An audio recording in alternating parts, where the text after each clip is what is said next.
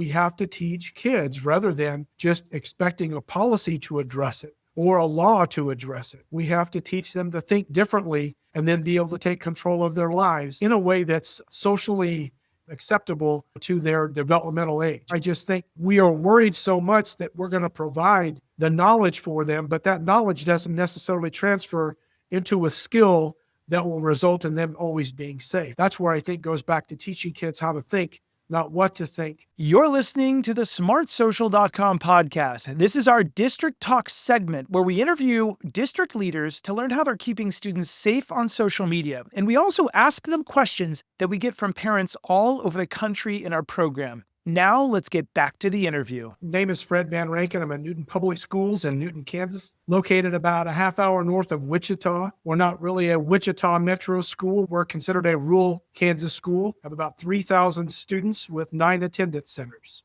Superintendent, it's so great to have you here today as we talk about keeping kids safe and successful online. If you're one of our listeners or viewers on the internet, I'm Josh Ochs, the founder of smartsocial.com, and you know we serve parents and superintendents and everybody in between. If you're a guardian here, we support you. We love you. There is no shame here at Smart Social. We're going to talk about how to keep those kiddos safe so that someday they shine online to get that dream job, career, internship, and everything else. And this big gray area is in the middle, and that's what we tackle with millions of people nationwide. Okay, Superintendent, so I want to talk to you today and get some insight from you and learn. And forgive me if you see that I'm perhaps taking notes. I literally am learning from you. So, Superintendent, after 200 plus superintendent conversations that we've had on this podcast, we've heard a consistent trend. We're hearing that students are growing up in a digital world filled with powerful technology, AI, social media, and more. But sometimes, and maybe, Superintendent, maybe in your community in Kansas, you have 3,000 little angels running around, children that are perfect, maybe. And in that case, we want to study you and learn. But in some cases, the kiddos lack the maturity and the guidance to use these brand new, powerful tools safely. The result in some cases is more student absences, perhaps lower focus in the classroom, rising cyberbullying, declining self-esteem, and AI misuse in the classroom. In addition, parents are trying to raise good kids in a world they didn't grow up in, a world where tech moves faster often than safety policies can keep up. It's so difficult.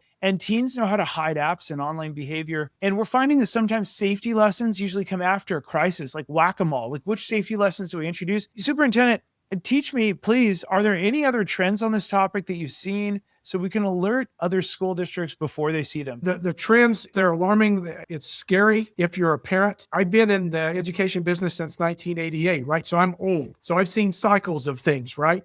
I was a principal in the state of Kansas when we were like the largest at that time that went through a one-to-one initiative in 2004, where I was at a place called Smoky Valley here in Kansas. And a lot of these same concerns, although there wasn't AI, the internet was still kind of being developed and being refined in school settings, although it had been around for several years earlier. And a lot of these problems are not necessarily new, but the speed at which they increase the intensity of the effects on our populations are. I can remember back in those days, I'm the kind of administrator that feels like we have to give our kids the ability to challenge or try new things from a challenging perspective. Because if we overschedule like what we do with everything in life now, whether it's athletics or whatever, kids aren't actually learning. We are choreographing every aspect of their life. If this is going too far back, let me know. But I'll just point to a specific example. Back in that time, we had Apple computers. Back at that time, we had an application called Remote Desktop, which allowed us to see what kids were doing online during their classroom time. And as I shared with my students, we're going to give you enough rope to hang yourself, but because we want you to help us determine the best path that we can guide you. Well, we had I think it was actually called iChat back in those days. Don't even remember the name, but it was a chatting application. And we could see our kids, and they could not help themselves but be on it during classroom time when they should not have been. And we were very forward with them about, look, we're monitoring this very closely. And I just told them, if the pattern continues, you won't have access to it, because with that remote desktop software at that time, we could remove that. So that's eventually what had to happen.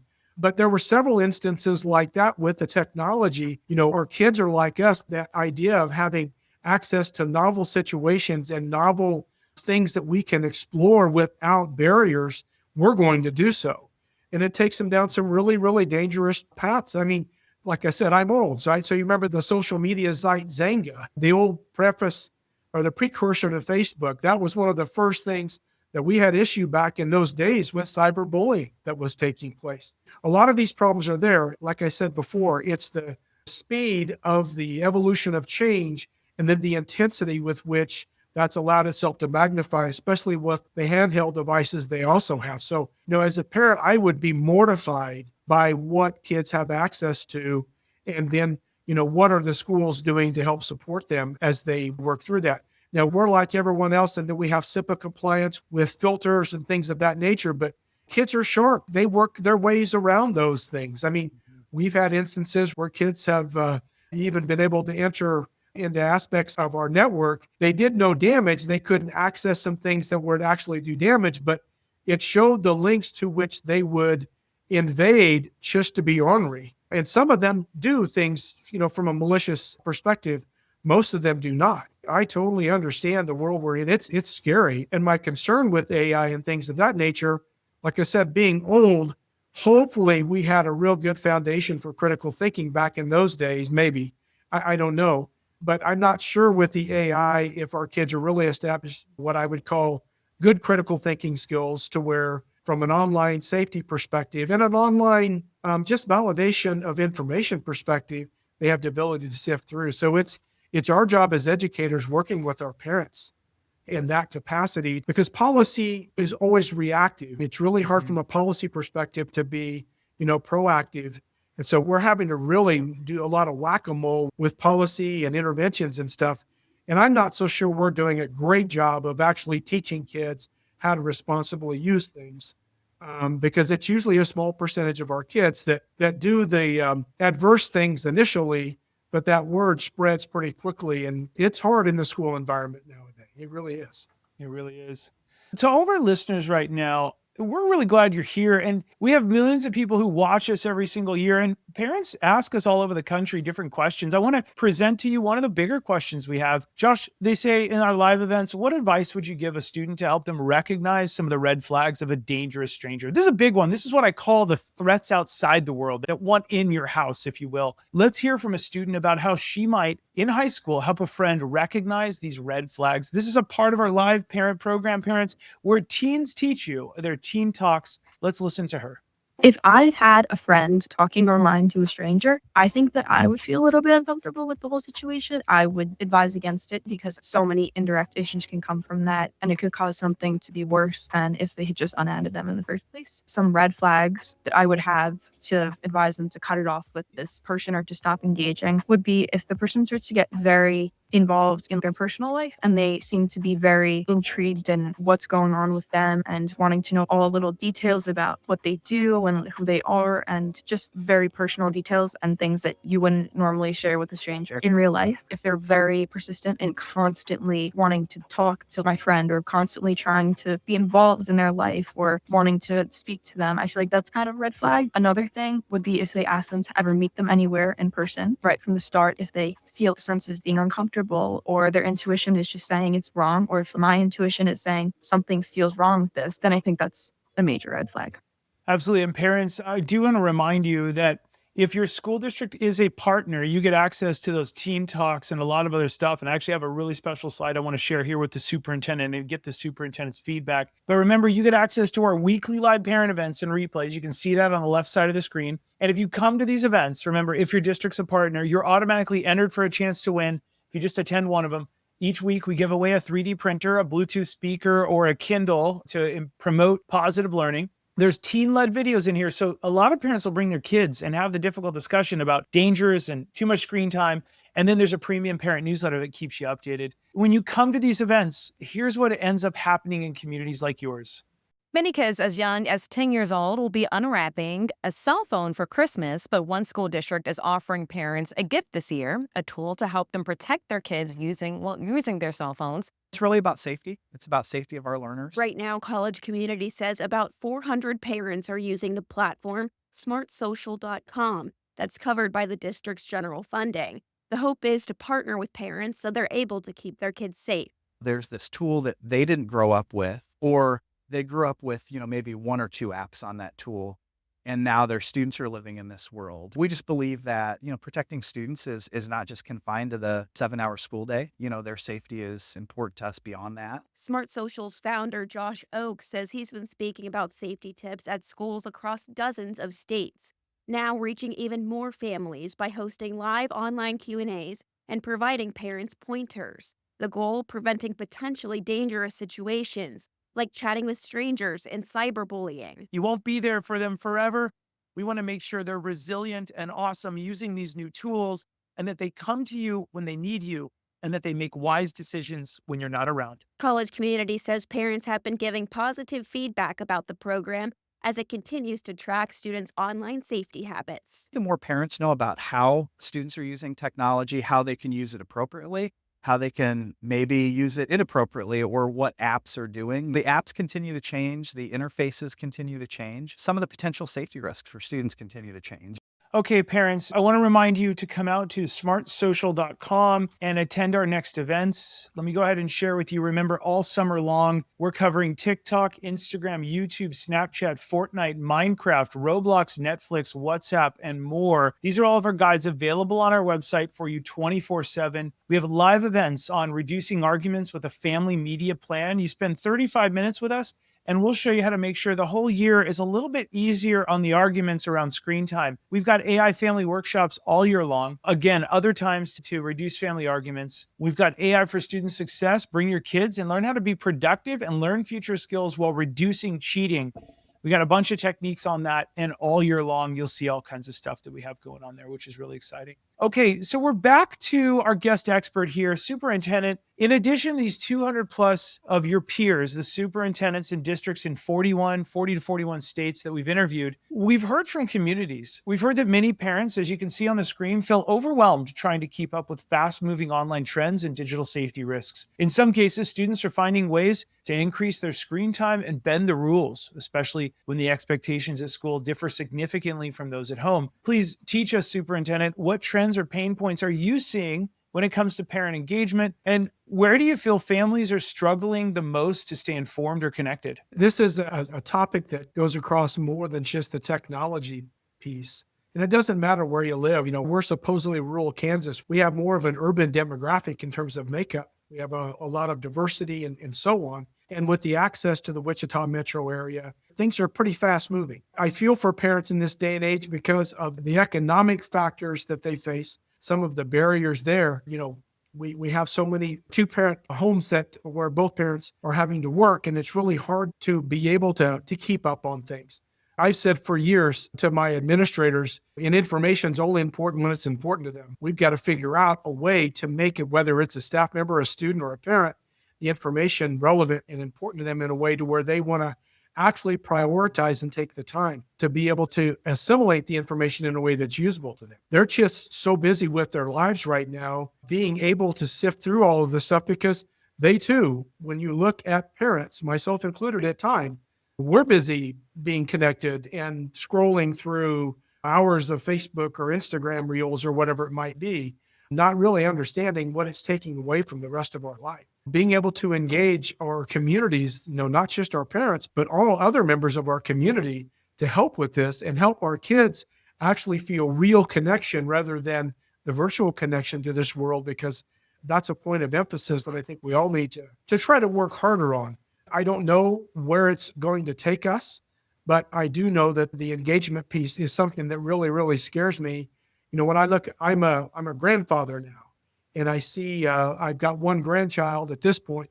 She's only 3 years old, but when I see the world that she's growing up in, then I see the world that her parents are also a part of, and then their busy lives, it's just really hard to think how they're going to be able to really stay on top of them, what their kid will be doing, without a concerted effort on the part of the communities they belong to, not just that individual family itself, but it's what we do as a community to help support them and keep them connected. I just really strongly feel that's going to be a key. So true. I normally don't do this, Superintendent, but we had something happen in a district that I won't mention, and this is devastating to all of our listeners right now. I want to introduce you to something, listeners, that's really, really meaningful to everyone that we're working with. And this is something I want to share with everyone. This is one of the questions. And Superintendent, I'm going to go through a couple slides that we teach in our events. We're making this into a really big push back to school. Parents, this happened in a district where something devastating happened last week. I'd love the superintendent's insight on this. One of the questions we get is, hey, Josh, what kinds of messages might my child receive from strangers on social media apps and video games like Roblox and other online platforms? Parents, I want to pause for a second, read the bottom of the screen.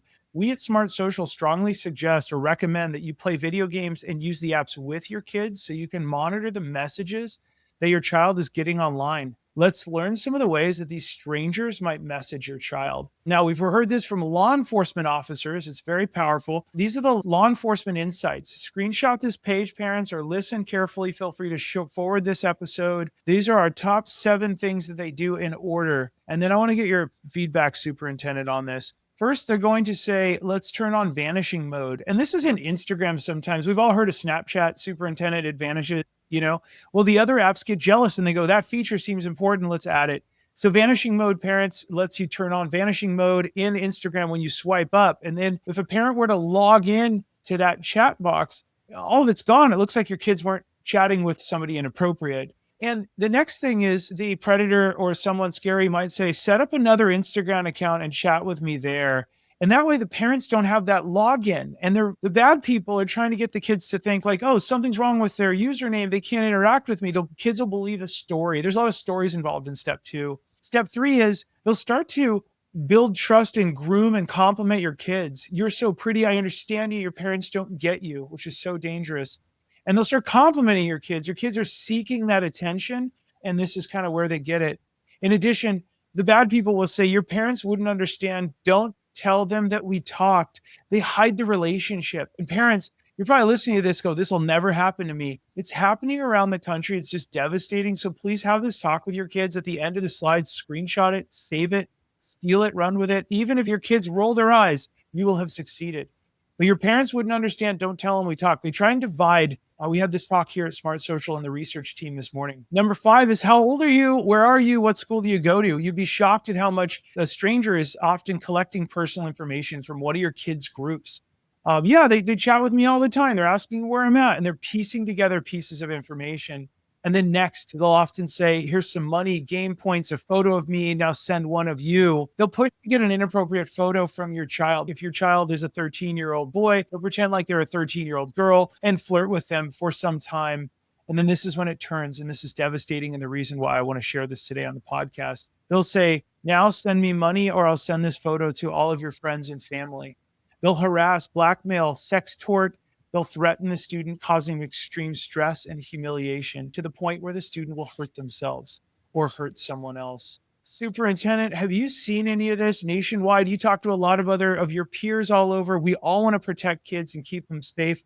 What are your thoughts on this? Is there a step I'm missing that you've seen? Now, this is the scary part about all of this. It goes back to what I said earlier a little bit, in that we need to teach our kids. You had the young lady that was talking about how she would advise a friend. It goes back to that critical thinking piece. None of our kids, none of our adults, frankly, everyone will look stupid. Everyone will look dumb. I mean, look at all the adult scams that take place across the world, whether it's a grandparent, maybe like me, or someone else that got took for $10,000, based upon a quote, nice person that they met on social media. Goes back to teaching those critical thinking skills to where you don't have to rely on someone else. And I think that's going to be tremendously important. And also teaching kids and parents, but especially kids, but you can't leave the parent out. When you're struggling, when there's a red flag, where do you go for help? We know you don't want to look stupid, and you'll never look stupid if you come and talk to an adult, talk to somebody you trust, even if it's a friend, as long as that friend also knows they need to reach out to an adult that can actually help them, as opposed to trying to fix it yourself, because those kids don't have the ability at that point in time, probably in their lives, to understand what those second, third order effects are